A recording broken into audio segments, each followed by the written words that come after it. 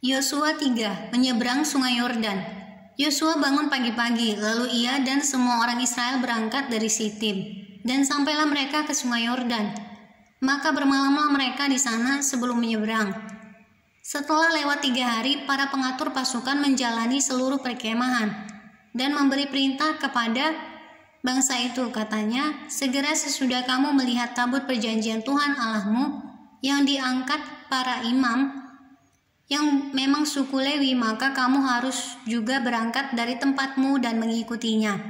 Hanya antara kamu dan tabut itu harus ada jarak kira-kira 2000 hasta panjangnya. Janganlah mendekatinya. Maksudnya supaya kamu mengetahui jalan yang harus kamu tempuh, sebab jalan itu belum pernah kamu lalui dahulu. Berkatalah Yosua kepada bangsa itu, kuduskanlah dirimu, sebab besok Tuhan akan melakukan perbuatan yang ajaib di antara kamu.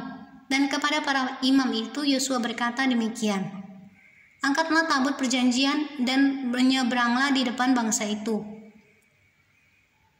Maka mereka mengangkat tabut perjanjian dan berjalan di depan bangsa itu.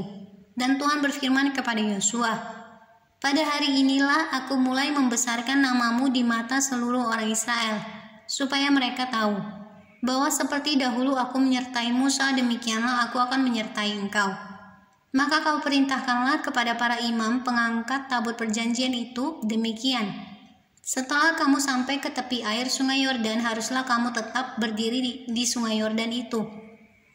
Lalu berkatalah Yosua kepada orang Israel, datanglah dekat dan dengarkanlah firman Tuhan Allahmu. Lagi kata Yosua, dari hal inilah akan kamu ketahui bahwa Allah yang hidup ada di tengah-tengah kamu, dan bahwa sungguh-sungguh akan dihalaunya orang Kanaan, orang Het, orang Hewi, orang Feris, orang Girgasi, orang Amori, dan orang Yebus itu dari depan kamu. Sesungguhnya tabut perjanjian Tuhan semesta bumi berjalan menyeberang di depan kamu masuk ke Sungai Yordan.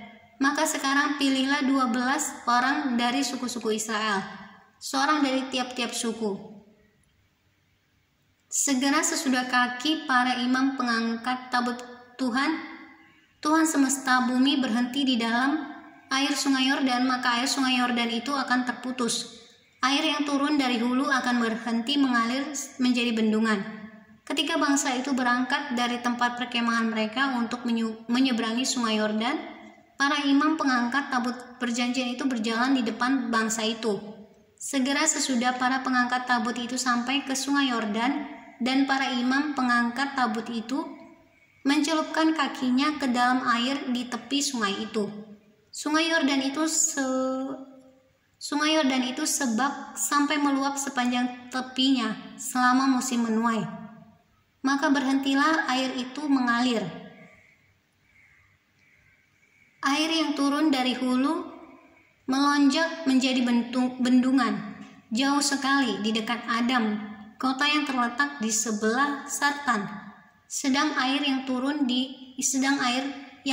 ke laut Araba itu, yakni laut asin, terputus sama sekali. Lalu menyeberanglah bangsa itu di tentangan Yeriko. Tetapi para imam pengangkat tabut perjanjian Tuhan itu tetap berdiri di tanah yang kering, di tengah-tengah Sungai Yordan, sedang seluruh bangsa Israel menyeberang di tanah yang kering, sampai seluruh bangsa itu selesai menyeberangi Sungai Yordan.